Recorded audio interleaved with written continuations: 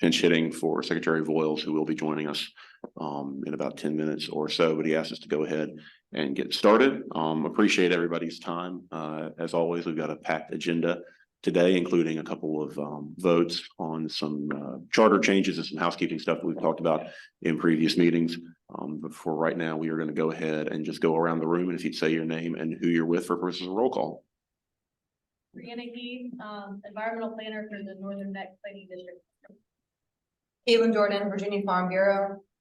Greg Williams, U.S. Army Corps of Engineers, Norfolk District. Mike Fitch, Virginia Department of Transportation. Jeff Whitehead, Old Dominion University. Robbie Coates, Virginia Department of Emergency Management. Wendy Sauer, Scott Whitehurst, Port Virginia. Michael Perez, Office of Diversity and Opportunity and Inclusion. Martin Brown, Office of Diversity, Opportunity, and Inclusion. Mark Lukenbach, Virginia Student Read Science. Okay, Community Commission for update. Planning District Commission. Kevin Bernowski, Virginia Department of Environmental Quality. Sean Crumless, Virginia Resources Authority. Troy Hartley, Virginia Sea Grant. Bill Curtis, Housing Community Development. Mary Carson Stiff, Wetlands Watch. Matt Allen, DCR. Greg Wheeler, we've got some people from the group that are online. If you could just read their names out. Maria Mutek, Jill Vieri, Cameron Bruce, Peter Dilemma, Joseph Howell, Louis Lawrence, Helen Singleton, and Kurt Smith. Did I miss any members that are online? If you're online and you didn't hear your name called, can you just shout out, please? Yeah, this is Norman Goulet, North Virginia Regional Commission. This is Andrew Smith with DCR. This is Speaker Pollard with Williams Mullen.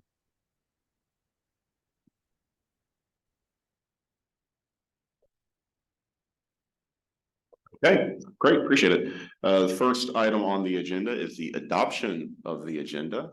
So that's a vote. So if I could get a motion to adopt the agenda, provided no one has any amendments or edits they want to make to it. All right, so that's a motion from Mark. Can I get a second? Second from Bill Curtis. Any discussion? All in favor, please say aye. Aye. Any opposed? Great. For folks who are online, when we do a vote, if you would just type your vote into the chat. That's the way we're going to do that. Next item of business is adoption of the meeting minutes from the June meeting. These were distributed electronically. They are online. Unless anyone has any amendments that they need to propose to the minutes, Chair will take a motion to adopt the minutes as presented. Great. Ben, and a second. Second from Jamie. Any discussion? All in favor, say aye. Any opposed? All right, the minutes are adopted. We will now get into the content portion of the meeting. And so we're going to hear some agency reports from the Department of Conservation and Recreation. And up first is Matt Dowland. All right. Can you all hear me? Yep. Wheeler, get the. While Matt's getting himself situated, just a reminder, members of the public, if you want to provide comment at the end of the meeting, there's a public sign-up sheet for folks that are online. Please just notify the moderator in the chat. Thank you. All right, just quickly before we get into the DCR updates, the TAC roles and responsibilities, go over this at every quarterly meeting. TAC shall ensure that our risk evaluations and project prioritization protocols are updated regularly. We're using best available science, trying to address statewide and regional needs using the best applicable science and long-term resilience approaches, and that we're basing this work on what was presented in the planning framework. And so at these quarterly meetings, we're here to review updates on the Coastal Resilience Master Plan, and that's what I'll be getting into next. Receive updates about the progress of the Virginia Flood Protection Master Plan, and may be called upon to assist with DCR with Virginia Flood Protection Master Plan. All right, so first up is our update on phase 2 of the Coastal Resilience Master Plan, covering 2 items here. One is our Coastal Resilience Web Explorer and the user portal update, and then we'll get into the pluvial modeling update. So what we're working on with phase 2 update through code requiremements is that phase 2 will incorporate all major flood hazards, including precipitation driven flooding. We're going to be updating our comprehensive risk assessment on critical and natural infrastructure, and then updating our project inventory, all while implementing our community outreach engagement plan. And so this process will be delivered in 2 major deliverables: an update to our Coastal Resilience Web Explorer, and then a PDF document plan to summarize our impacts, other items listed below. So our flood exposure, which will include coastal, riverine, and pluvial flood hazards, the impacts and risks that they present, what are the planned resilience actions, what is the financial need to be more flood resilient, and then any of the TAC subcommittee recommendations. And this is just an overview of our schedule. Here we're sitting at the end of Q3 of 23, and are still working on our flood hazard exposure model, and be working on some of the other steps. The below each major task item is the subcommittee that is that we're primarily engaging with for input on that, but that we have the opportunity to work with all subcommittees and stakeholders on different various parts through our outreach engagement and those meetings.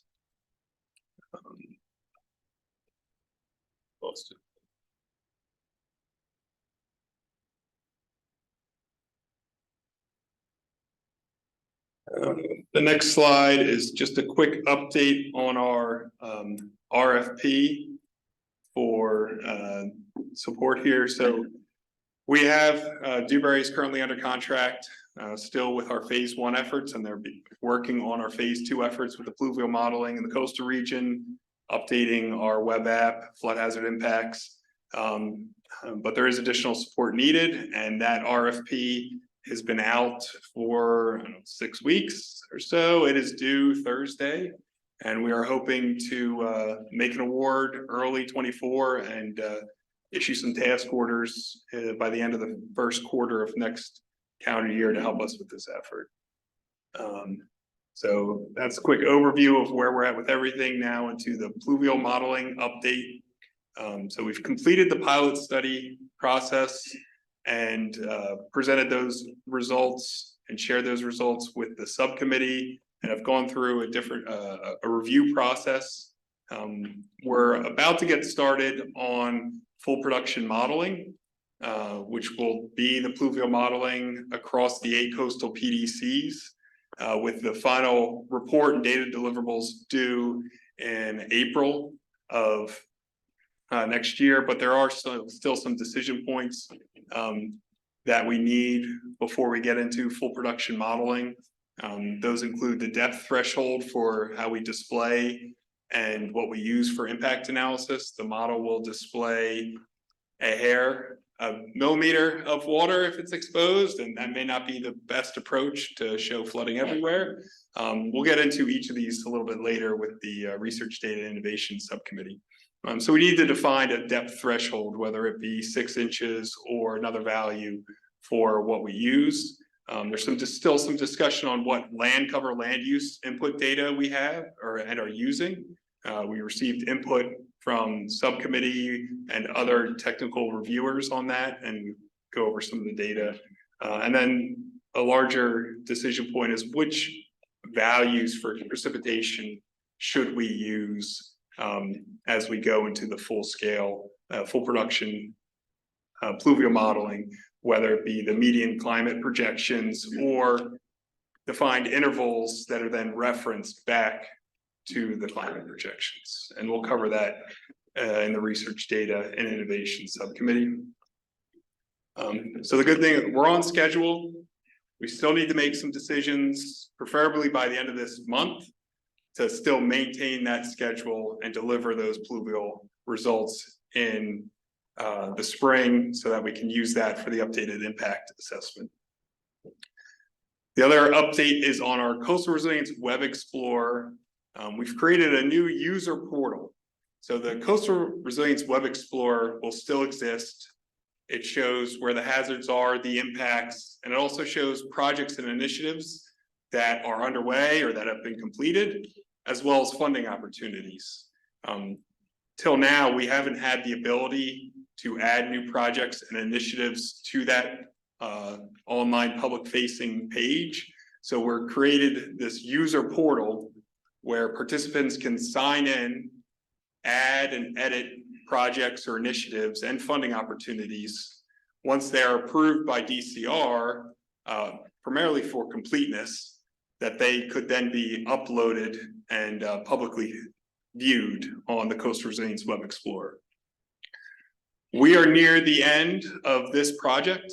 The website was just released earlier this week, so it is now live. I'll share the website link on the next page.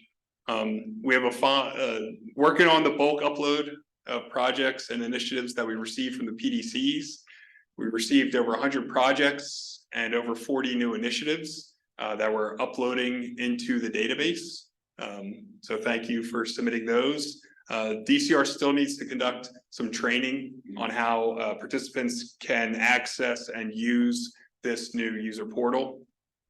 So here's some of that new information. So again, the Web Explorer is still there. That is the primary public facing view for what projects are planned. The user portal is new, and that's how we can add and update projects and initiatives if you have a new project coming up or that project has been updated or progressed from design to construction and so forth. For each of the to access the user portal, you need to complete a user access form. That link is also on our website underneath the Coastal Resilience Web Explorer. Once you complete this form, it is a manual process that DCR has to provide you with access. So please do not expect instantaneous access on demand when you sign up. We're not there yet. We will try to process those as quickly as possible, but it may be a little slower at first because we expect a decent little rush up front. So please have some patience, but don't feel free to remind us if you've been waiting weeks and you haven't been activated. Please feel free to reach out. Why are we doing this? This allows us to maintain a living database of projects and initiatives throughout the 5-year planning cycles. It also allows us to, at some point, we're going to have to stop and analyze this data to try to figure out where the gaps are. And so we're going to have an open data call for projects. It's already started. We've received projects from the PDCs that are getting uploaded. We're going to have to stop that sometime in the spring so that we can do a gaps analysis and report out on that gaps analysis in the phase 2 deliverable plan. So stay tuned for more information on when that data call will be, and also when we will have user trainings for that new user portal. Any questions or comments on the pluvial modeling or the Coastal Resilience Web Explorer?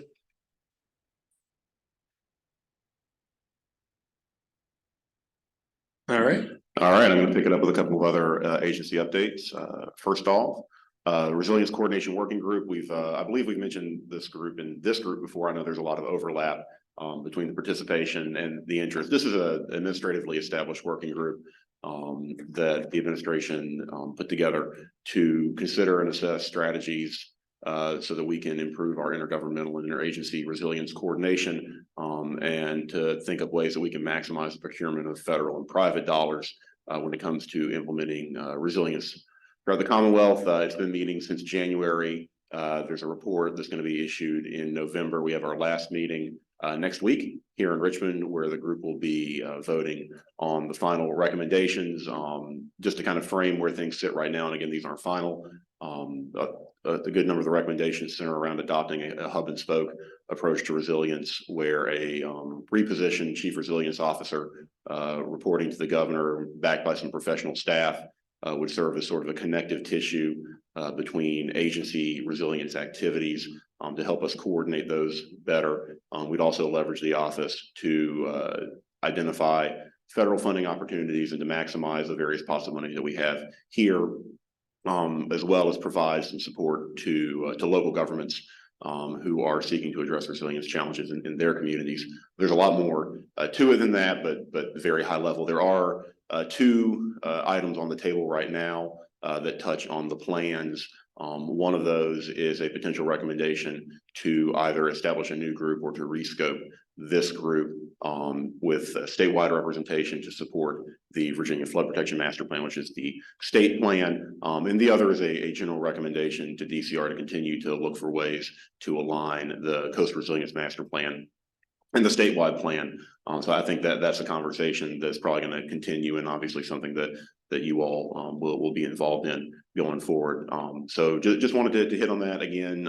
Recommendations aren't final. We are looking to finalize those things next week. Any questions on the working group? All right. Next thing, everybody, I hope is very excited, as excited as we are about launching the next round of the Community Flood Preparedness Fund and the first round of the Resilient Virginia Revolving Fund.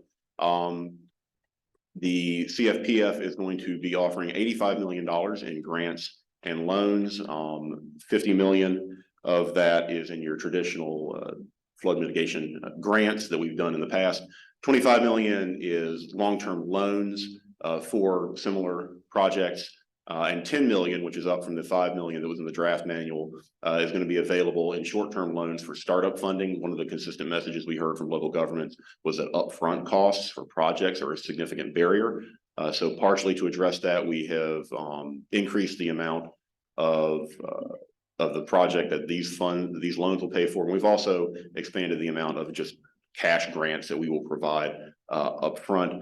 We made a number of other changes in response to comments, including tweaking the definition of community scale. We are allowing for certain pre-award costs and for certain maintenance costs to be covered by the fund. We're also allowing in-kind match for the first time. There's a number of other new changes. We've got a document that's posted with these on Town Hall that outlines the changes between the draft manuals and the final version for folks who are interested in it, but really appreciated the feedback that we got again from a number of the folks in this room. I think they resulted in the better product.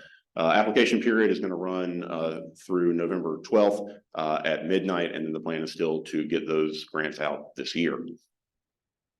So in addition to the Community Flood Preparedness Fund, we have the first round of the Resilient Virginia Revolving Fund. This is a new program that was capitalized with $25 million last year. We did get another $100 million in the budget that was just passed, which we are very excited about.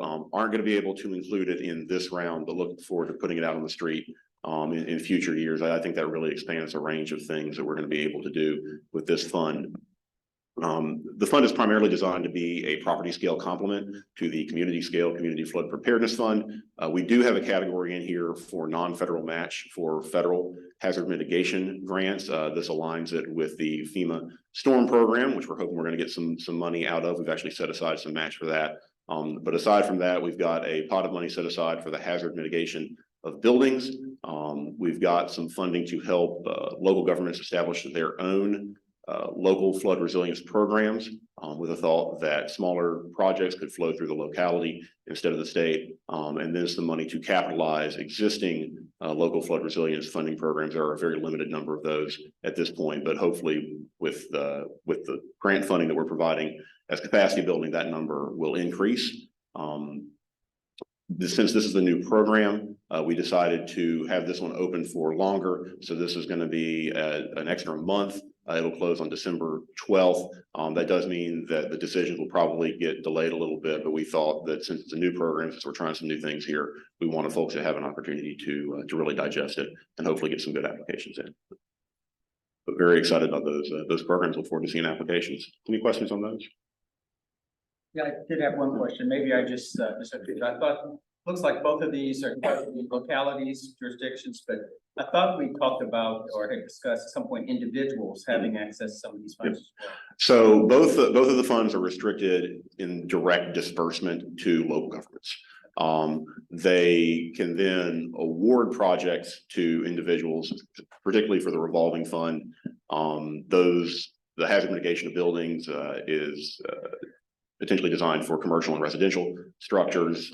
The local flood resilience funding programs could go directly to individuals as well, but the statute for both the CFPF and the revolving fund limit the dispersal to local governments. But hopefully the hope is that, especially on the revolving fund side, the money will find its way to individual property owners. Do we incentivize that at all or encourage them to do so? Encourage who? Localities.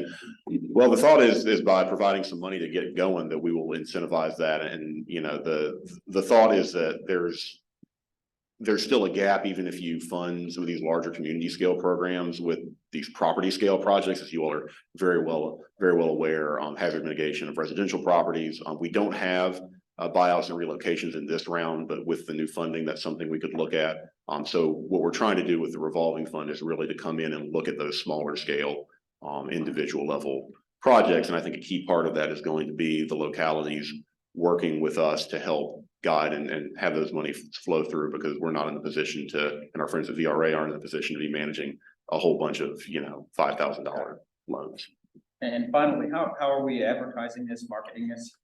So we sent out a number of press releases. It's posted on town hall, it's posted on the website. We did get some good press pickup. We've sent it around to our stakeholder email list. We've done two in-person / virtual trainings.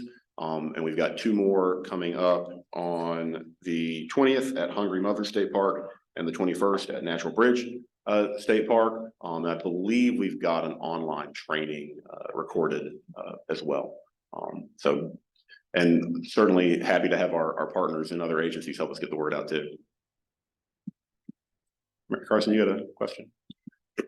My question is about how the Storm Act money is going to, how it's gonna work, closure, and how it will relate to, like application periods and I know it's probably complicated, but. Robbie, do you want to say anything about storm?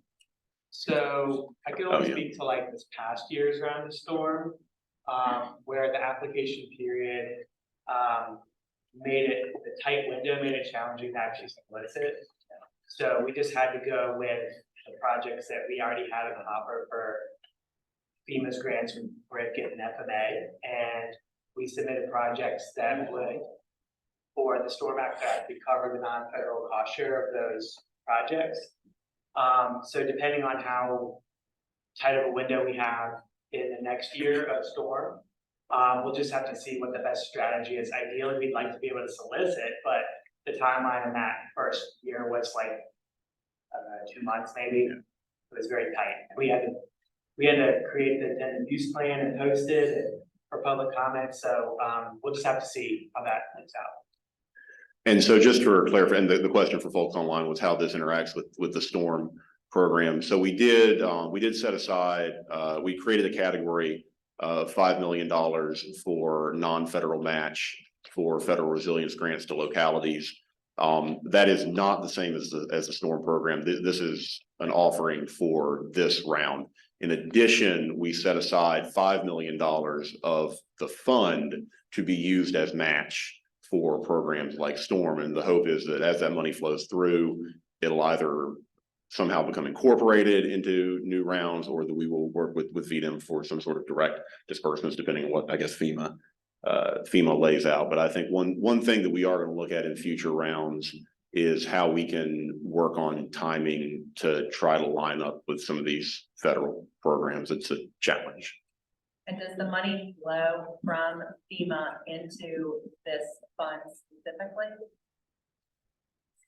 What's going to happen is that the money will come from FEMA to us, and then we would subaward a grant agreement that the VRA that would be loan administered by a VRA. Okay. Yeah. Great. That's Hope that helps. Thank you. Yeah. But do want to take the opportunity. Go ahead. The Resilient Virginia Revolving Loan Fund is matching the matching requirement. Yep. So Yep.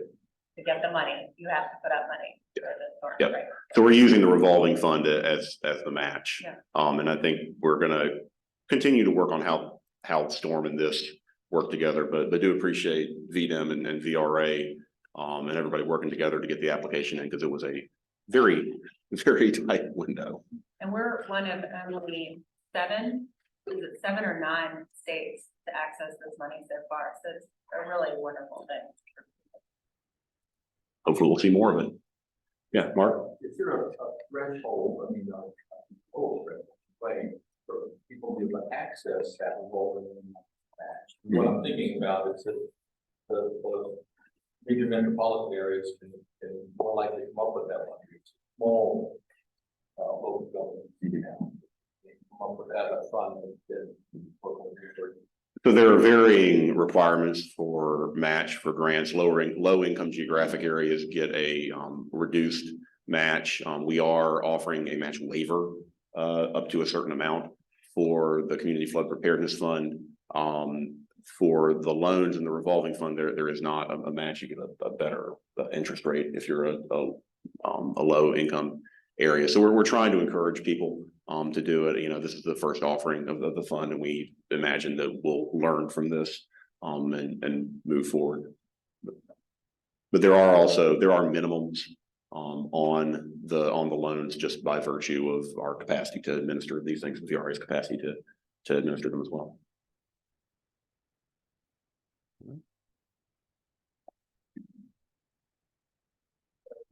Next up, we're doing the subcommittee report outs. And so first up is the Research Data and Innovation Subcommittee, and Evan Bronowski from DEQ is the chair, and we'll be reporting on. Sure. Thank you. Well, thank you, everyone. Evan Bronowski at DEQ. Our subcommittee met on August 22nd at DEQ. We had a full agenda that day, and we were briefed by members of the Dewberry team. I think that the list here does a pretty good job of covering sort of some of the high level objectives and even some of the items that we discussed. And just to recap, our goal was to inform development of the flood hazard exposure model, inform inputs to the flood hazard risk assessment, and develop recommendations for future planning. Some of the specifics that we got into, we focused pretty heavily on the pluvial pilot study approach and results, and then also the selection of the fluvial data to use. So specifically within the pluvial pilot study approach and results, we were asked to consider what precipitation inputs we wanted to use.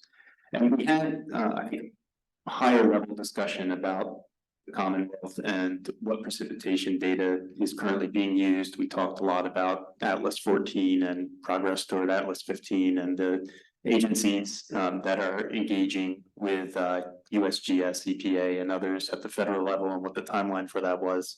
We're in a position where that federal precipitation data is still several years away, and so we need to really proceed at the state level with collecting the data that we're going to use.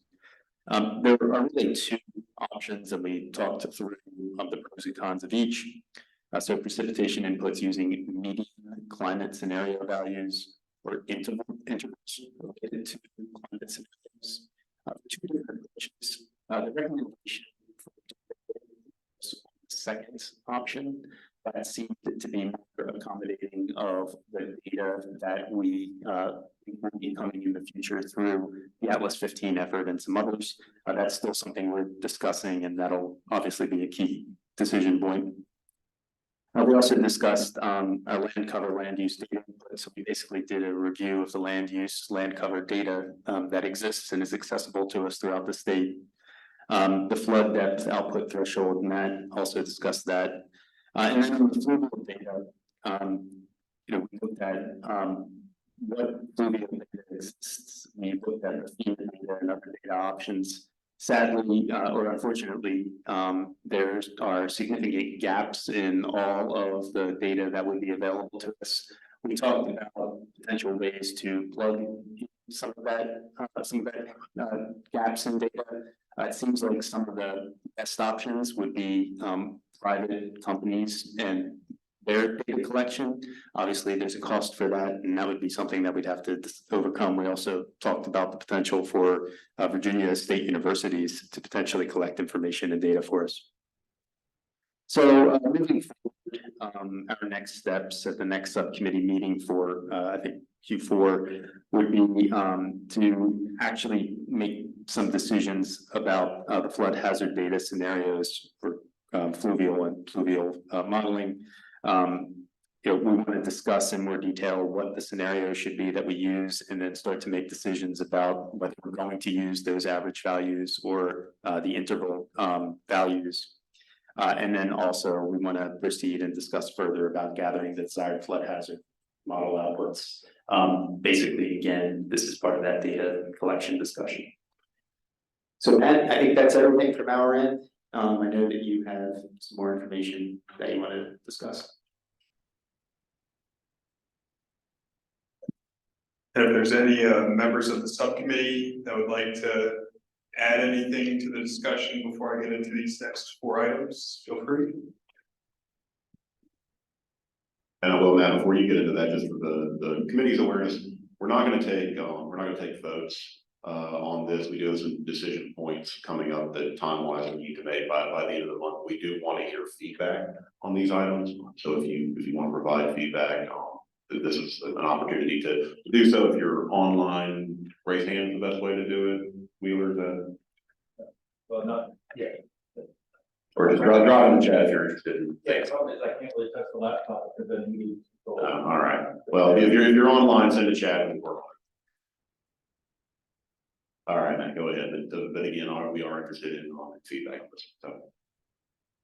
Yes, so before I get into those 4 areas, just a quick overview of the pluvial pilot study. For this study, the entire study area has 439 HUC-12s. 57 pilot models from 9 of those HUC-12s were selected that have an overall range of the terrain, population, and tidal conditions to test the pilot modeling effort. And so you can see in the top right where those HUC-12s were spread out through the project area. And this is the result of the HEC-RAS 2D models. I really want to stress the importance of these models themselves. The models will be available to the public. So anybody could download a model, rerun this. If they have different conditions they want to evaluate, you could evaluate the project and that modifies some of the flow. So there is a lot of value in the model itself. And on the right is one of the key outputs that we are producing are depth grids. Where is flooding likely to occur under a given scenario, and how deep is the water there? And again, just some benefits of these models going beyond what we're doing here in this plan. They are limited to surface water. And so once water goes underground through a conveyance, we are not modeling that. But that could be added. These models can be used and modified to have that stormwater infrastructure included. But to be clear, our modeling effort is for surface water. It does not include any groundwater or stormwater infrastructure. So first is depth threshold decision that we're working on. You see in the figure, the red is with no depth threshold on the results. And this is it's a large storm, 100-year, 24-hour duration storm, but you do see a lot of flooding across the landscape within this subbasin. And the blue area shows what the inundation boundary looks like if we filter flood depths to half a foot. And so it does reduce the overall area and takes away some of the edge effects of that flooding and some of the isolated, thin kind of ponding that can occur in the landscape. Our recommendation is some filtering is needed in order to take away some of the noise that the results produce. If we have too much flooding everywhere, it's gonna be very difficult to make decisions on where we start taking action.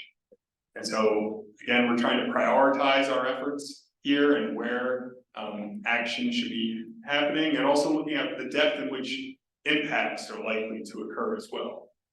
And so if there's a small 1-inch accumulation of rain, is that causing an impact to our built infrastructure, to the natural infrastructure, or human services? Not likely. So we need to select a depth threshold. Our recommendation is a ½ foot, as well as concur with Dewberry and their recommendation for this. And so we are open and would like to know if you all have inputs, if you all are doing similar efforts in this space and are using a depth threshold. We'd be curious to know what you all are using as well for the potential to be similar to your efforts as well. And so if open the floor to any discussion, but if you all have any inputs or need to confer with any colleagues, we can also take, send us an email by the end of next week and let us know what you think so that we can consider that in the decision. So any questions or comments on a depth threshold for the fluvial model?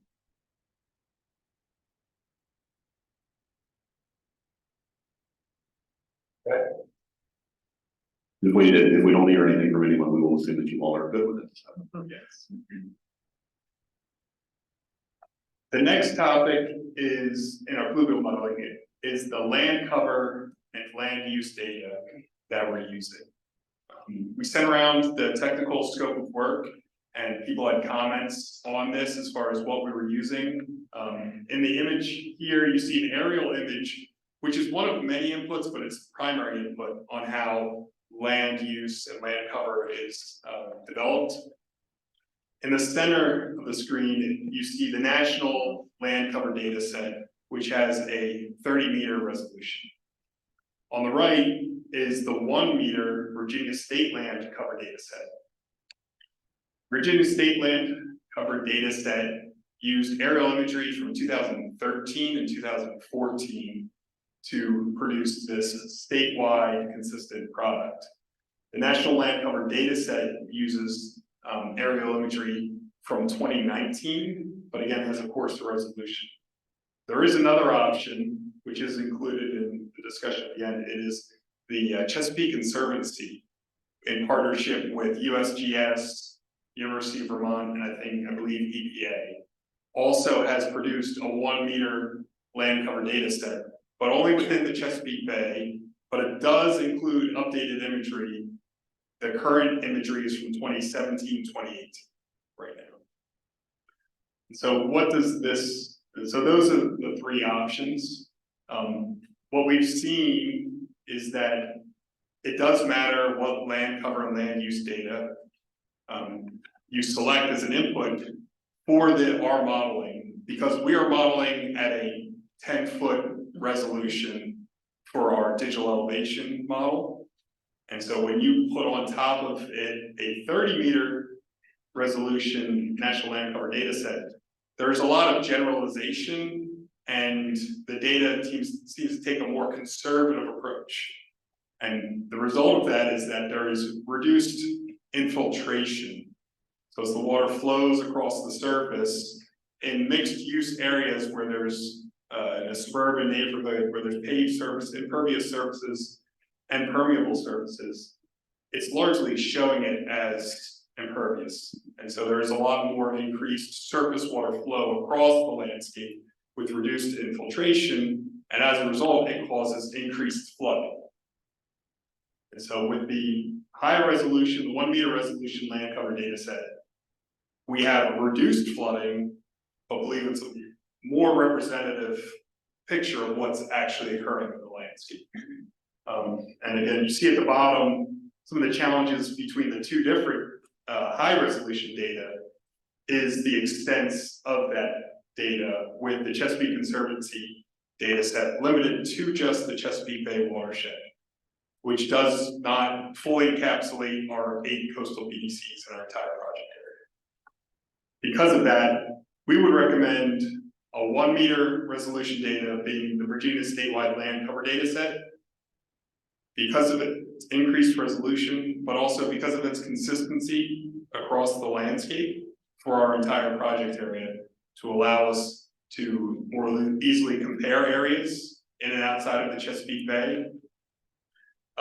And also there are budget implications as well when trying to mix and match two different data sets. It will have increased costs that we have not budgeted for to try to put that in there.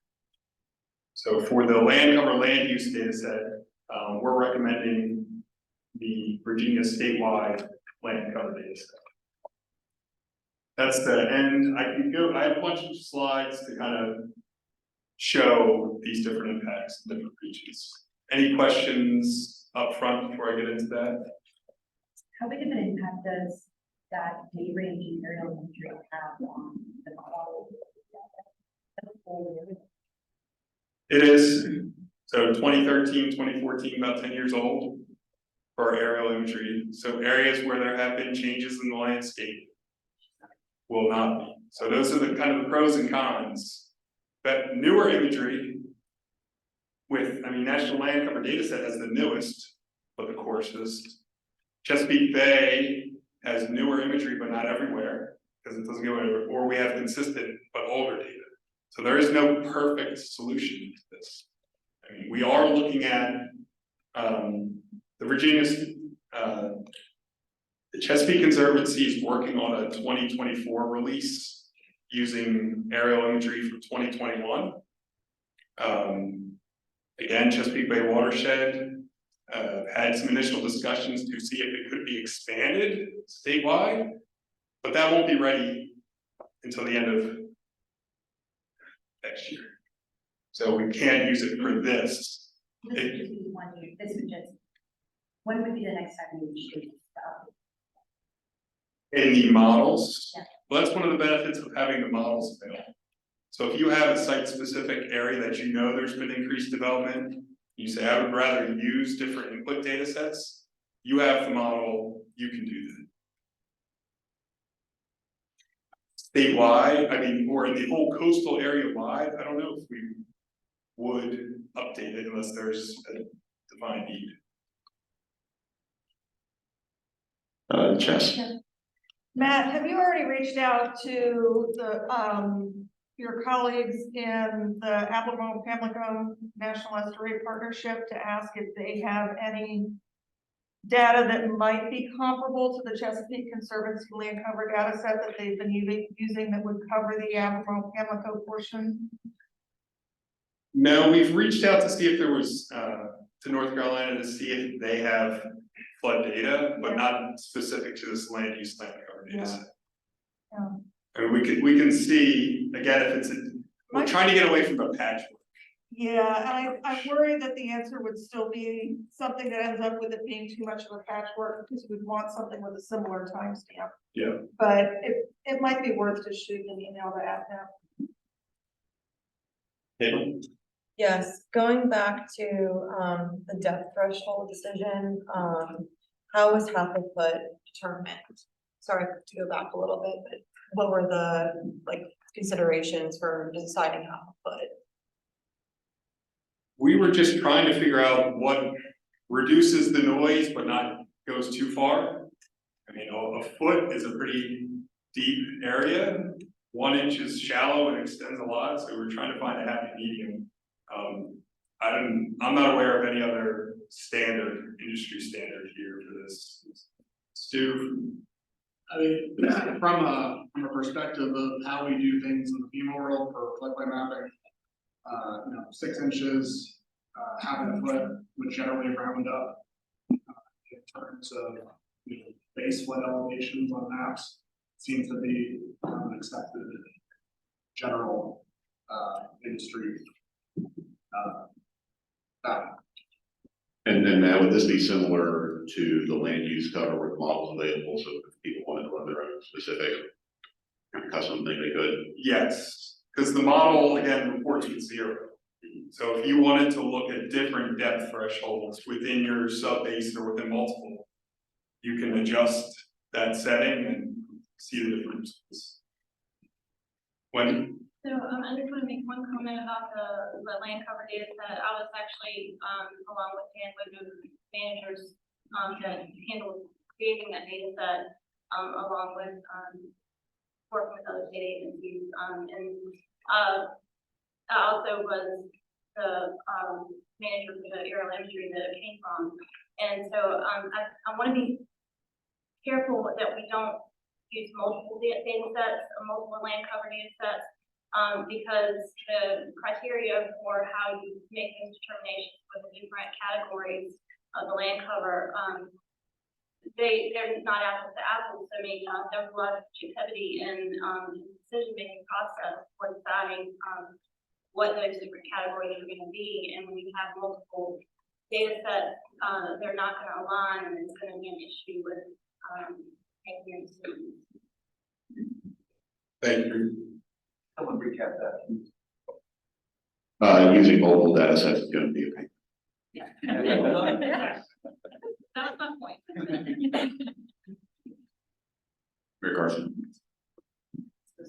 Yeah, it's helpful for people. Did you say, Matt, when or if Virginia plans to update the data set? So the national land cover, the statewide land cover data set, the Chesapeake Conservancy is releasing a 2024 edition next year. But for ours, is there any effort? I don't know when it was created. I know when you was there. I was there. So after, it was like, I think it was 2015 when it was released. I know, it was a process. It took a long time. For the statewide. It's been updated every. It has not been updated since I did it. Right. And that was done, that was an expansion of the Chesapeake Conservancy earlier work, I believe as well, where it was expanded so that we could do it. So we are evaluating that again, Mary Carson, to see if we could do that in 2024. Got it. Understood. But just waiting to hear back cost, schedule. So Matt, one other question, have you investigated working with Region to look at the cost of what it would be just to update on that? Land cover is that with the new imaging. Like there is, because the companies that they contract to do the aerial imagery, they also can do land cover data sets or updates on existing products, and they do those often to localities. So I think it would be maybe worth your time to just reach out to Region and ask them to give you a price on what it would cost. It may not be as much as you think to do an update with new imagery. Okay. We'll reach out. Thank you. Ben. So acknowledging that is a challenge to use multiple data set. So the coverage for the 2017-18 land cover is most of the state. So it would, in the areas in the state that have the most rapid growth and most change in land cover are those that are covered by that data set. So I think from our perspective, we would recommend trying to use the better data where it's feasible. And if we're diving down into the Hub 12 watershed anyway, if we have the data for a whole watershed, the newer data, I don't see, unless there really is that much of a pain, I would recommend that we use the better data where we have the full coverage at the watershed level. And then if we have a watershed where, and we shouldn't, since they should cover the entire watershed, there might be somewhere there's a split because they went through the entire, the newer land cover data. The extent is the entire county equivalent, right? So it's not just the watershed boundary, it's the watershed plus the rest of the county that's partly in the watershed. So there might be some areas in the middle where at that boundary between the Albemarle, Pamlico and the Chesapeake Bay, where we might have to deal with multiple data sets. And then further south, obviously, we just have the older data. But I think, you know, for those areas that are in the White Bay watershed, going with the newer data would make a lot more sense than just reverting back to the old. So unless it's, I just don't understand, like, how much of a pain are we talking about here? So to Wendy's point, the classifications aren't always the same and how they were done. So you would have to try to figure out a crosswalk to make it work. And then you're reporting out potentially to older versus new. I mean, anything's possible. But whether we can get it done in this plan, I don't know. But again, the models will be available to get, if somebody wanted to use the model and just update the land cover. But no decision's been made, and I mean, that's what we're here, is to hear the input. So appreciate it. I think one other point I'll make is that, the discussion about whether or not to update the statewide land cover, you know, similar to some of the discussions we've had about the statewide need for LiDAR data and other data sets, that we don't seem to have a plan as a Commonwealth for actually going and acquiring that data across the state. And I think this is, you know, an opportunity for us to make that case that, you know, yes, it's unfortunate that we're actually having to make this decision because we did not invest the state in expanding the coverage from the watershed and the rest of it like we did in the first time around. And that's, so now we're dealing with the consequences of that decision about, you know, budgeting and whether or not to pay the extra money several years ago. And now we're having the same discussion again about whether or not to do the expansion for the 2024 data set. So there is a use for this data. It's nice to have, it's very nice to have it, very useful to have it. But it does cost money, and being able to lay out that is a priority for what we're trying to do here, that we need this data to make informed decisions and to make the models as good as they need to be, so that at the end of the day, we're actually modeling what's really happening. We're trying to, as close as possible, and not using old data that may be telling us the wrong story. I absolutely agree with you 100%, Ben, and it's really, to me, discouraging that data set that I created this long ago is still on the table today as the data set that we're discussing for this particular project. But one thing that I did want to note in support of Ben's comment also about the funding is that none of the agencies at this table are actually responsible for creating that particular data set. That needs to be a discussion for region, because that, you know, they would probably be tasked to that. So, you know, getting the right agencies to care about the funding, the right data sets, and it's got to be a collaborative process. But Ben's 100% correct. Mark? I understand the point, Ben's first point, but I think his second one was even more important. Is what Wendy's saying is, you know, there'll be some of you that are still around this table when the 2024 data sets out of date. So the bigger, more important thing is to do just what Wendy said, I think, which is to elevate this process to, you know, a state level priority, and make some decisions about, for all the various things that we need it for, not just for our efforts here, but how frequently should we the state commit to updating those? Got a lot of uses of that. All right. Anyone else? Okay, very, very good discussion. Appreciate everybody's feedback on that. Again, a reminder, if you want to refine anything that you said today, provide more detail, or if you have some thoughts after the meeting, just send them in by the end of next week, so that we can consider them. But do appreciate the feedback from everyone. So these slides are a summary of that land cover sensitivity analysis. Again, the difference between 30-meter resolution, 1 meter, both on friction, primarily on infiltration, where it's showing everything mostly impervious. And as a result, flooding is expanded with the older data, with the higher resolution data, and it's not. And the same things happen in a different environment. So mixed urban, industrial, again, infiltration grid, very coarse and generalized. Difference in flood extent and depth here again. And then not as critical in the rural area, where current infiltration is largely controlled by these open areas, but there is still a difference. But it is even more evident within the mixed use and industrial areas. So just summarizing the same slide. Okay, the next discussion is on our pilot study, the fluvial precipitation values that we used. So in our pilot study, the inches of rain selected from a model run were very precise numbers that represent the median values from either Atlas 14 or future projections from Marissa data. We did it at 3 different durations, 7 different frequencies.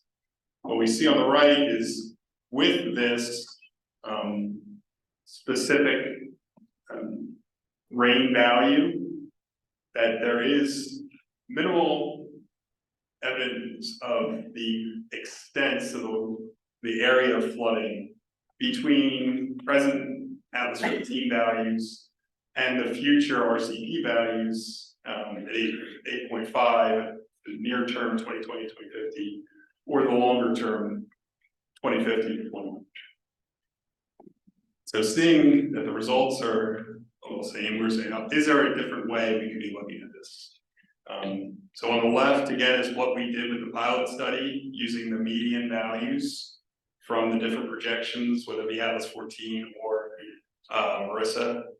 An alternative is to use equal intervals, potentially progressive intervals, to cover that range of values for each duration, to try to represent it, and then crosswalk back a value. So if we selected a 2-inch interval, what does that 2-inch interval, what does that represent for our Atlas 14 at a certain recurrence interval? Can we do it to the same frequency? And the only difference here is that if looking at future conditions at the tidal boundary areas, to project future tailwater elevations of the tidal waters, we would need to do some additional runs for those considerations.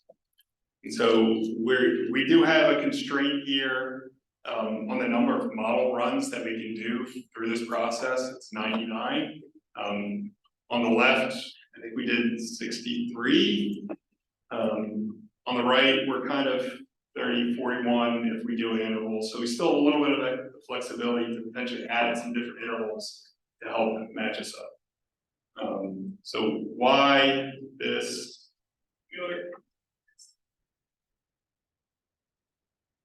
We got some figures after we get to this. So trying to decide between the two, with the climate scenario values, again, it's directly coupled to Atlas 14 and those Marissa projections, which are also based on Atlas 14.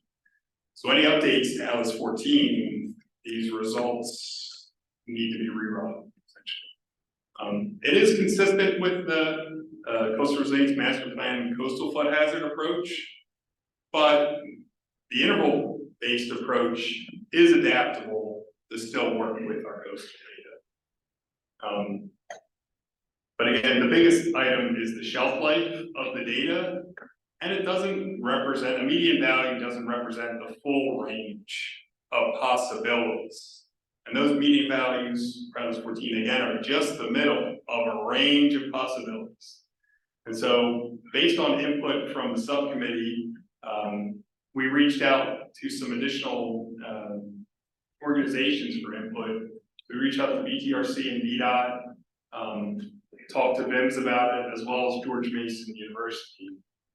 Their recommendation, as well as ours and Newberry's, is to use the interval-based approach that is then related back to climate scenarios. So that as Atlas 14 is updated, Atlas 15 comes out, we can just update a reference table and still use the same models.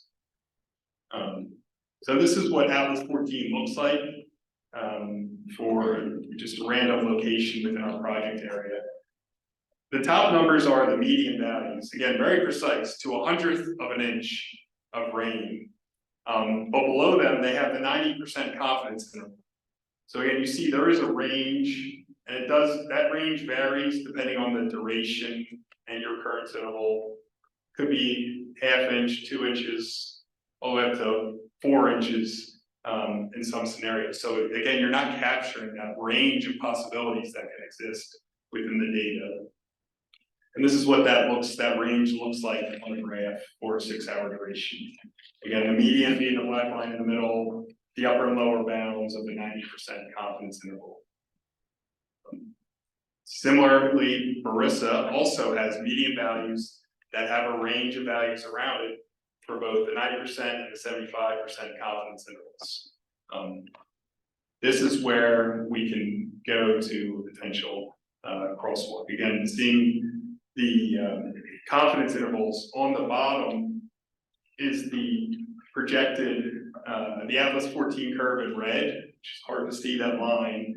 So even our projected values still capture the bottom, I guess that's the 10% confidence intervals catching our current Atlas 14 projection and similar uptime. So we're still kind of within that range between the Atlas 14 confidence intervals. There's a lot of overlap, even with projected intervals that we could be looking at. All of our runs, what I'm trying to show here is there's clustering of our runs in certain areas, and it's easier to see here for an individual subbasin groups. So each curve up goes from the 2, 5, 10, 25, 50, 100-year recurrence interval to 500.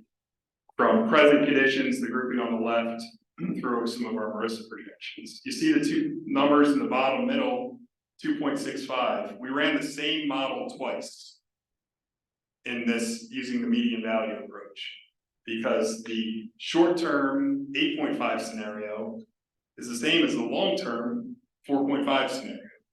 And even where they're different, they're not different by a lot. And so we're not seeing a lot of differences in the results either. So that's where we're doing a lot of work, producing a lot of data, but I don't think we're getting the best bang for our buck necessarily.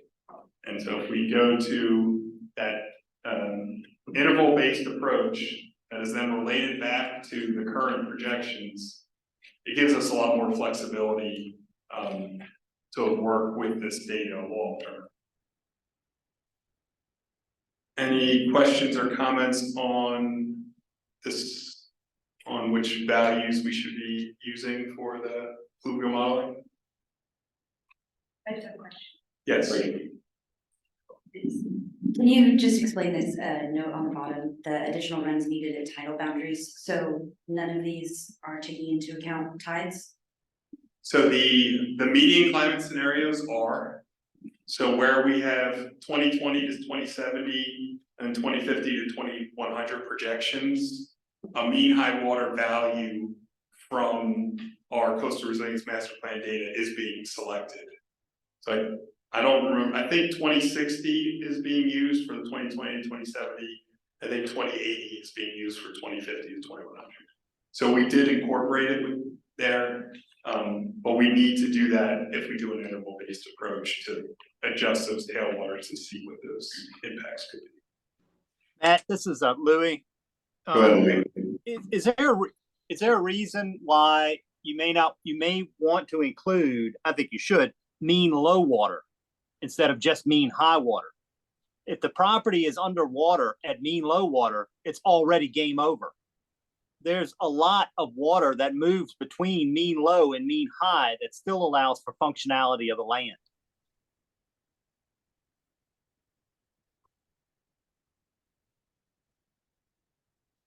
I don't have a great answer for you, Louis. I think the mean high water gives us a conservative approach for our pluvial modeling, because the elevated tailwater doesn't let the water flow out, so it'll result in increased pluvial flooding upland. If we modeled it at low water and that duration, especially at 6-hour and 24-hour durations, will go through a tide cycle and are likely to capture a high tide, that's more representative of kind of the worst case, more conservative approach. I think it's probably something to think on. Thanks, Lou. Hey, Matt, Who's that? this is Speaker Pollard. Hey, Speaker, go ahead. Can I just add just make one note? The property boundary in Virginia is down to the mean low water mark, not the mean high water mark. So that might be another factor to think about. Still, just adding to what Louis said. Thanks, Speaker. Mark, yeah. I think, you know, it's not the average everyday flood that runs you out of your house. When we look at those curves, I mean, that Matt showed that had the 95% intervals, I mean, that roughly fits 2 standard deviations. It's the storm that's 2 standard deviations above the normal. I mean, similarly, yes, property lines go down to low tide, but you're trying to model what the real risk is there. And ahead of time and doing it at high water gives you the conservative estimate of what the risk is. Just as looking for something that's 2 standard deviations, like roughly the upper bound of that confidence interval, is. I mean, we don't want to say that's what it's going to be, but that's what runs people out of their houses. That's when you get flooded. And this is Louis again. I kind of disagree with Mark. I think that you are correct. Eventually, the flooding will run somebody out of their house. But when you can't flush your toilet or can't get your drinking water or can't drive your car out of your land anymore, you will have already made that decision to move.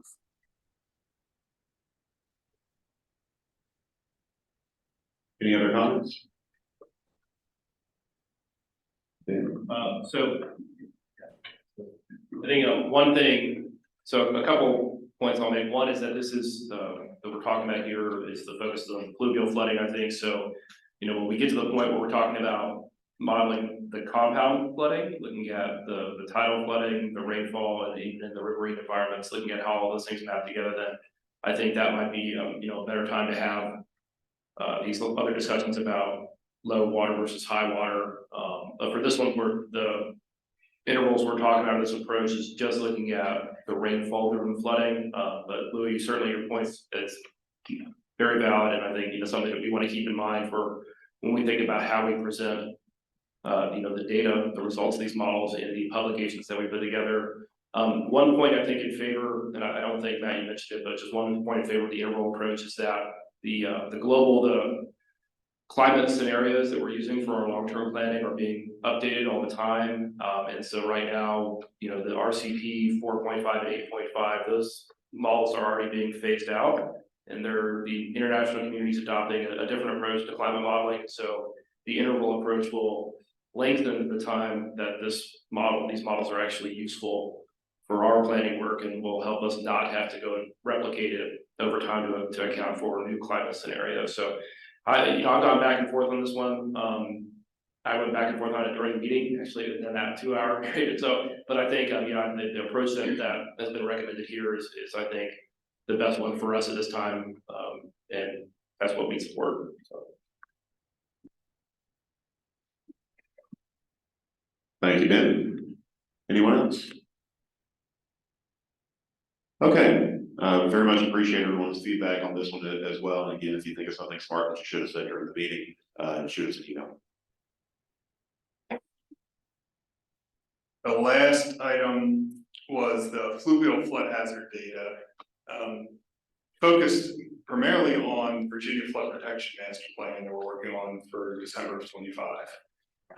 The existing FEMA data that we have, where we have multiple recurrence intervals of projections for fluvial flooding, is shown in blue right now.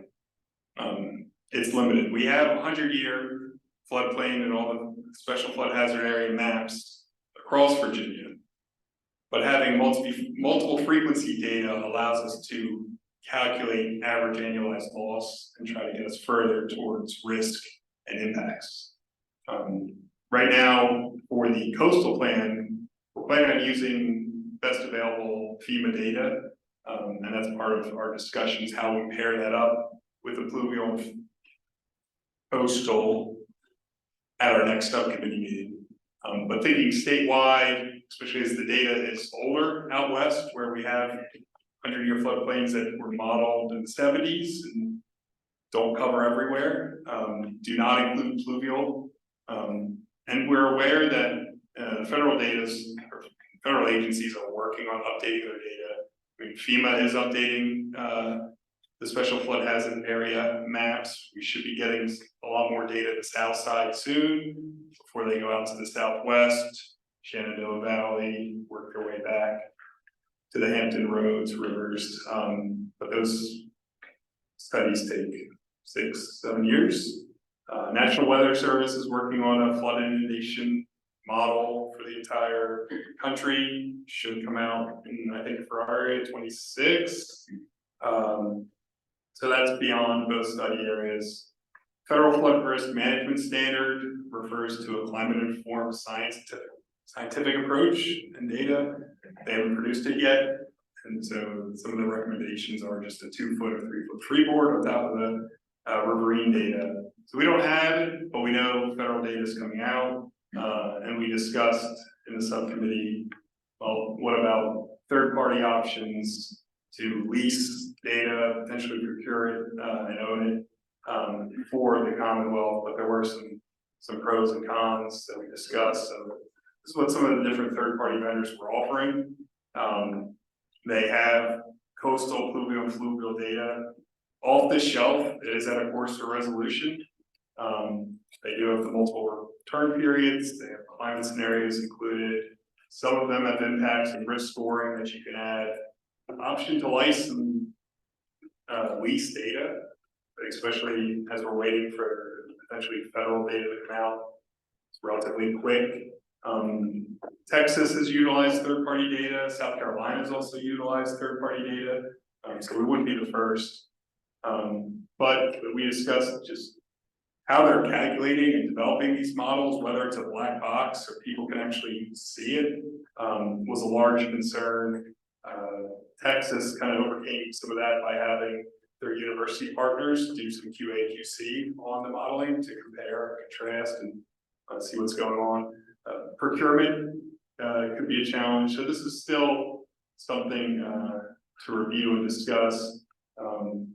But this is where we were thinking about heading and trying to figure out a potential statewide consistent data source for the statewide plan that gives us a better picture of the overall risk that we can compare at a state scale. Because right now we don't have that. So we would like to continue to explore looking at these third-party providers. Or again, open to any comments or questions on this as well. Any discussion from the TAC?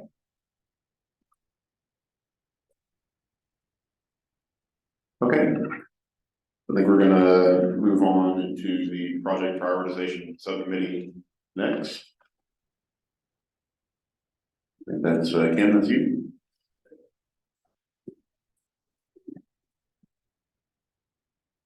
Good. For the project prioritization subcommittee, we met over at VITA headquarters. I forgot the exact date, but it was probably about 2-3 weeks ago, roughly. Just a recap as far as what the objectives are, to inform and support the flood hazard risk assessment, inform and support the identification of planned resilience actions, and develop recommendations for future planning, taking into account objective protocols for evaluating and prioritizing not only project needs, but resilience actions. And I'll be brief and I'll be succinct. And any other members of the subcommittee want to chime in and feel free to just pop out with it. So we did take a look, analysis of some of the plan resilience actions given to the phase 1. A possible role for this is supporting the regionalization of said planning efforts. And recommendations for future planning. We should identify the metrics on how we're going to measure progress on future planning so we can track this through to success. We're asked to consider any changes that need to be made to the phase 1 impact assessment. And any potential opportunities to organize the phase 2 assessment in regards to assets and things of that nature. Types of plans and deliverables that would be most useful to end users, specifically i.e. the Coastal Web Explorer. And popping over to some of the themes, the intended audiences and objectives of the risk assessment, we agreed should be clearly defined. There is fleshed out as they need to be at the current time. The data should contextualize the impacts of flood exposure for the intended audiences, but we need to understand who those intended audiences are, what given purposes, kind of lay that out a little bit more clearly. The flood hazard risk assessment elements. We need to set goals for the infrastructure protection, decide where and when to invest in either new or expanded infrastructure, such as state capital investment decisions, grant dollars, things of that nature, that would probably, be done in conjunction with the funding subcommittees. Conduct a cost benefit analysis in regards to policy decisions, and then we have some quick follow-up next steps. DCR, I believe Matt Bowman told himself that he will develop an updated risk assessment output summary for us to present at the next subcommittee, so we can go over that and determine, what's going to be phase one, what needs to be changed, and how do we get to phase two after that. And myself will investigate state agency business impact assessments and share the findings at the next meeting and see if there's anything in there that we can glean from the information that they've done as far as their business continuity and resilience efforts from the agency perspective.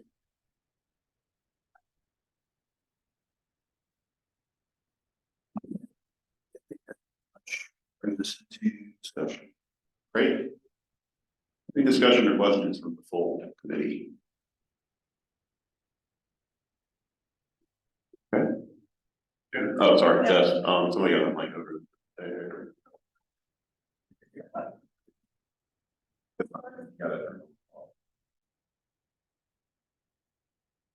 Yeah, I was wondering, as you're looking forward and evaluating this, are you taking a look at some of the other states that have started to dip a toe into the metrics issue? Colorado, Maine, some of the other states starting to come to mind, and then there's also additional and growing scholarship on the use of resilience and adaptation metrics. So I was wondering what your plan is to kind of take a look at some of those so you don't have to reinvent the wheel. I know we did kind of initially bring up the topic of other states, but I don't believe we discussed the second part. We can kind of take that away as a takeaway for the next subcommittee meeting. See if we can flesh that out a little bit further. Matt, do you remember discussing that at all?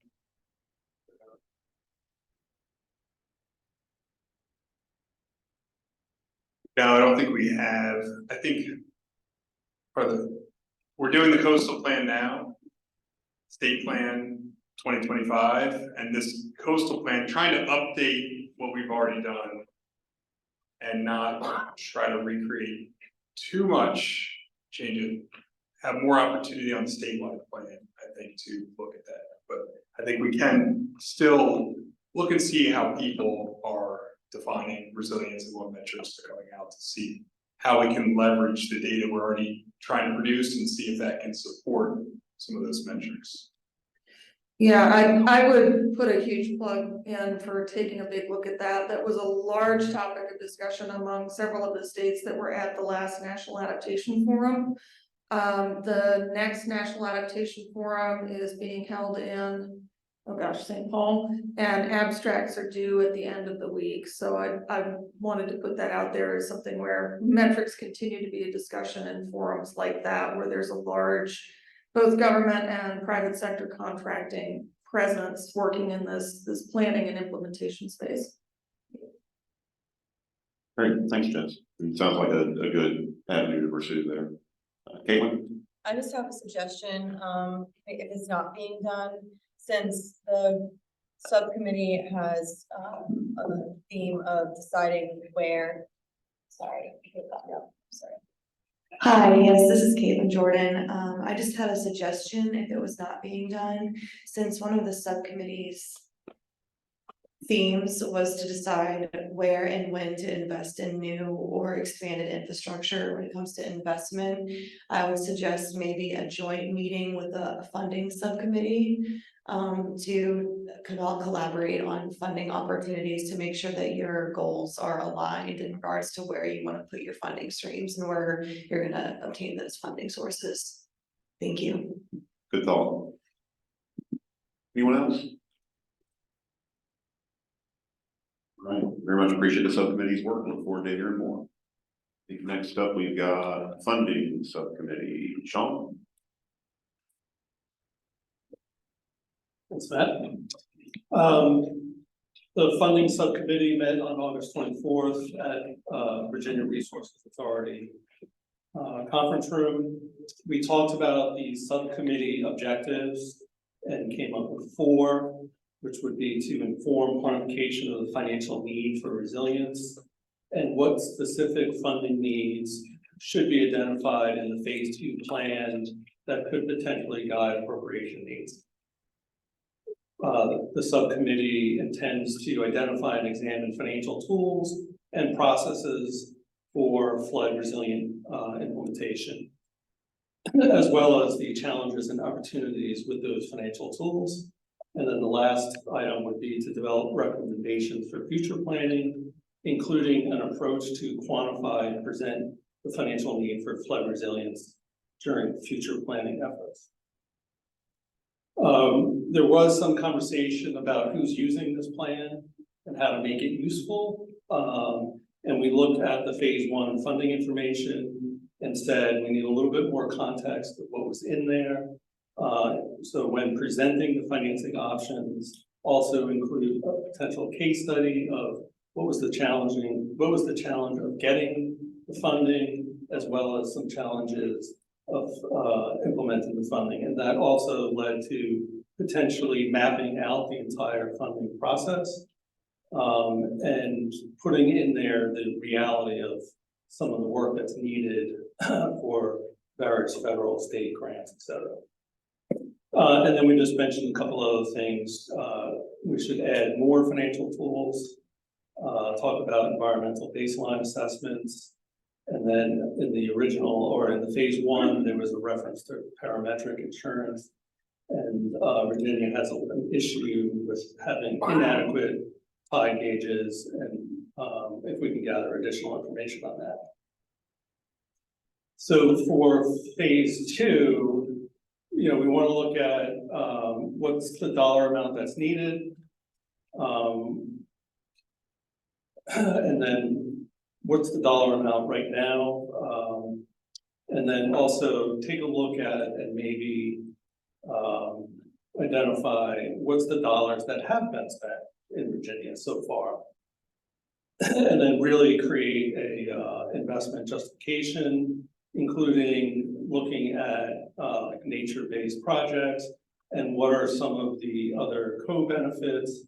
Living shoreline may have some resilient benefit as well as clean water improvement, et cetera, and develop some case studies to support this.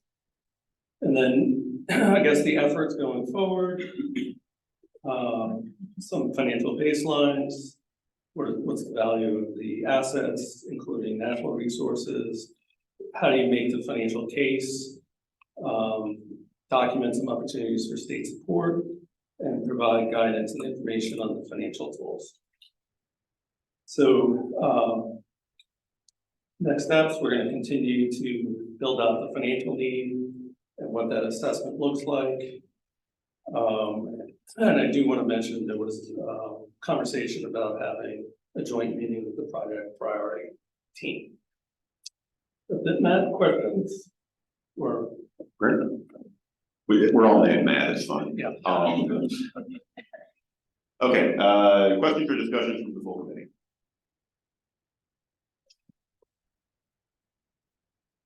I do think once the coordination working group report comes out, there's going to be some information in there about funding avenues that you all want to take a look at and dig into a little bit deeper. But it sounds like what you all are doing is very aligned with kind of the tail end of that discussion as well. So, all right, going once, going twice. Okay, outreach and coordination, Chief Brown. Great, good afternoon. So our subcommittee met here at the Patrick Henry Building on August 24th. And first thing we covered were obviously our first 3 focus objectives, which were to inform and support outreach and engagement with our key stakeholders. Second was to strengthen relationships of those key stakeholders, including the Martin community, tribal nations, organizations like the Department of Defense, local, and state, partners and even federal facilities. And then the third is to develop the recommendations, for future planning, like sustainable outreach engagement and developing locality capacity and needs assessments. What we did, what we did was, we went straight to, and if you can look at number 4, which is to identify the gaps. And in order to identify those gaps, we looked at collecting flood hazard inputs, both quantitative and qualitative inputs, as well as identifying the infrastructure resources, and then collecting previous input from partners in the past to identify those gaps. And the goal was to identify gaps both from existing projects, initiatives, and funding. What's been helpful, and even listening to other reports, is recognizing that the different work groups are going to be providing the information for those gaps, like the funding reports and everything else. I think kind of a funding mapping blueprint would be really helpful for our partners across the board. So it's been helpful to hear what everybody else is doing, because then we can then give that information to our partners. What we did was lay out a blueprint of what was the level of vulnerability of interest, as well as the level of, or the impact on resilience, with the influence of that impact. And where we saw a low impact of influence and a low impact of interest, we're going to inform those organizations. That's the bottom box on the left. And those are, stakeholders that simply need to be informed. They may be independent, affiliated, local churches or local nonprofits, but they're not large and not of great influence and that kind of thing. All the way up to who do we collaborate with? And we collaborate directly with those folks where they're going to be impacted the greatest and they have the greatest input or the greatest influence. And those go from the Urban League of Hampton Roads, for example, or the tribal nations, or DOD, or those organizations that really do have a direct are going to have a direct impact and do have a great deal of influence in helping us to recover. So after that, we looked at our outreach and engagement, and GCR staff updated our stakeholder analysis map.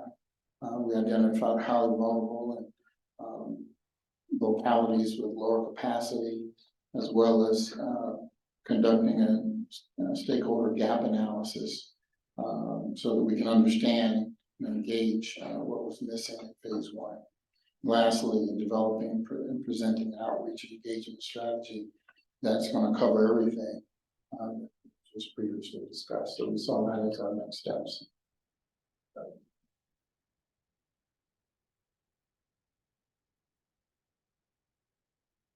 We look at our end users.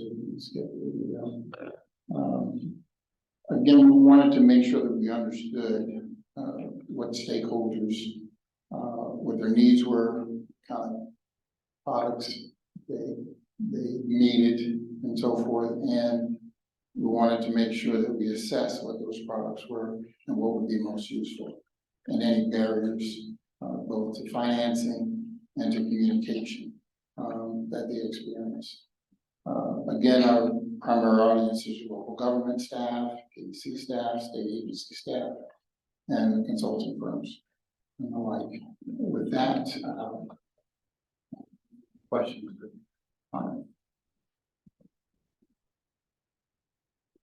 A quick question. On this last thing, talking about primary audiences, particularly thinking about underserved areas and for gaps, did you discuss local businesses at all?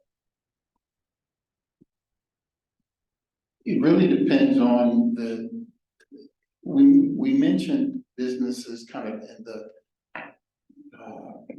macro versus the micro. I mean, the reality is they would fall in the lower influence, maybe greater impact. And so they wouldn't necessarily be collaborators, but they would be people that we would inform and try to get support and assistance with. But our goal would be to work directly with those that we want to collaborate with first and use them as seeds to get the message out to those local communities. Great. Any other discussion or feedback from the TAC?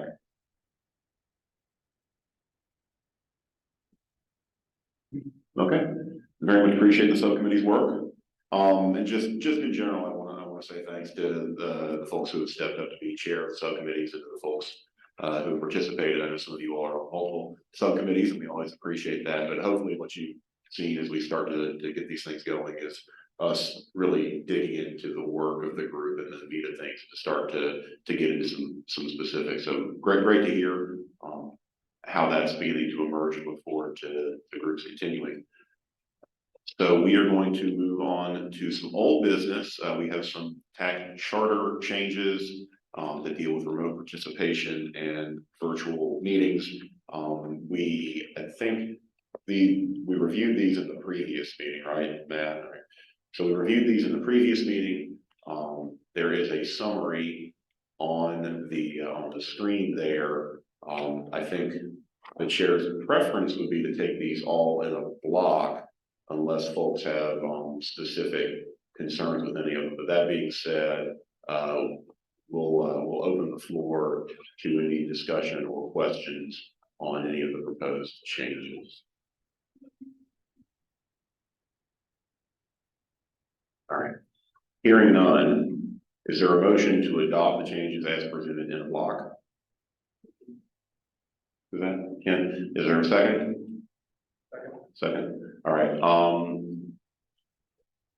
So since there hasn't been a discussion, this will be a motion on adopting them, not the take them up in a block motion. So this is a motion to adopt everything that's in the proposal all at once. So any discussion?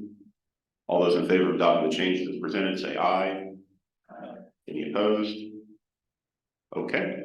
Anybody online opposed? Anybody online that doesn't like it, report your news.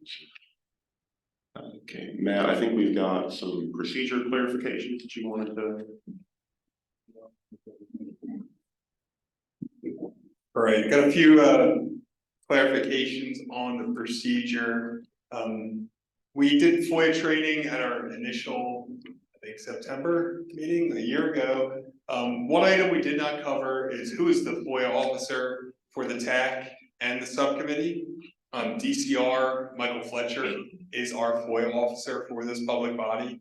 So if you all as members receive any requests for information on this public body, please send those requests to Michael Fletcher and we will handle responses for you and track those.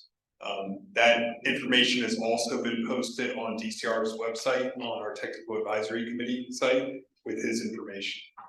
So that goes for this TAC and every subcommittee as well.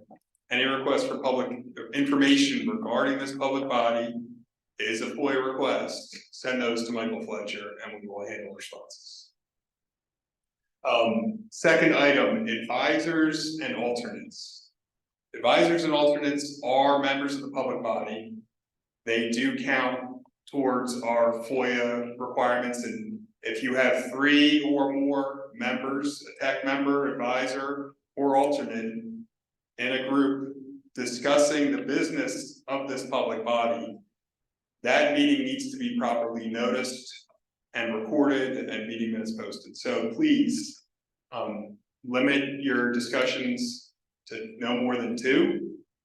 And this is a reminder that advisors and alternates all count as individual members to this public body. With advisors and alternates, and whether you're attending virtually, each individual has their own limit of, I believe it's 25 or no more than 2 virtual attendance for remote participation. So that all applies to each individual and each TAC and subcommittee. Any questions on those first two? All right, the last item is invited guests. We had some discussion in the Research Data Innovation Subcommittee. Seeing if I'm not the subject matter expert on this discussion, can I bring a colleague from my organization to come speak and engage in the discussion?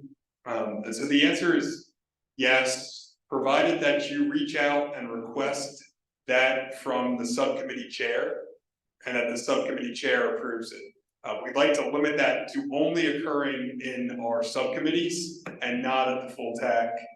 Got a pretty big group as it is here at these meetings. DCR is also going to do our part as a staff to get the more detailed agenda and handouts out at least a week in advance, so you know what topics will be discussed, so that you can figure out who may be the appropriate individual that you may want to attend.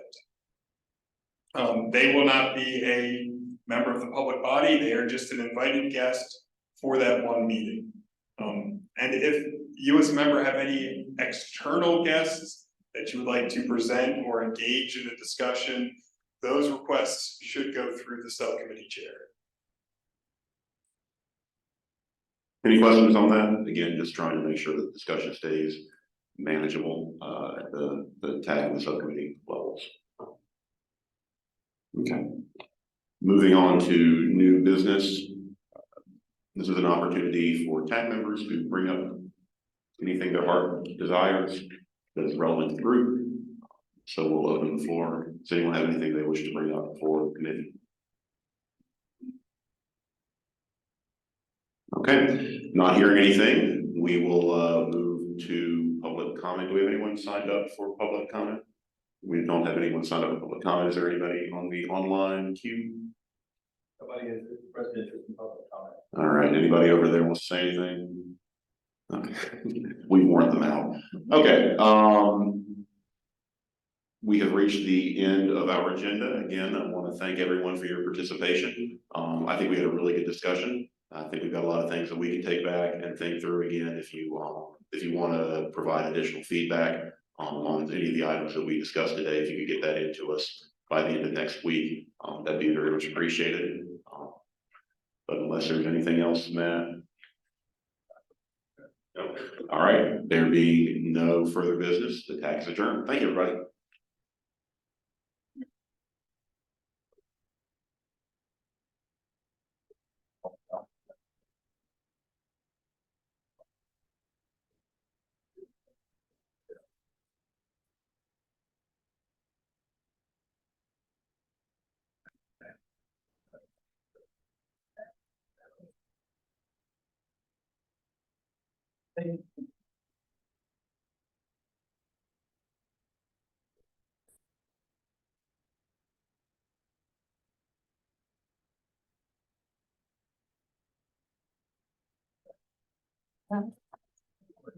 Sorry.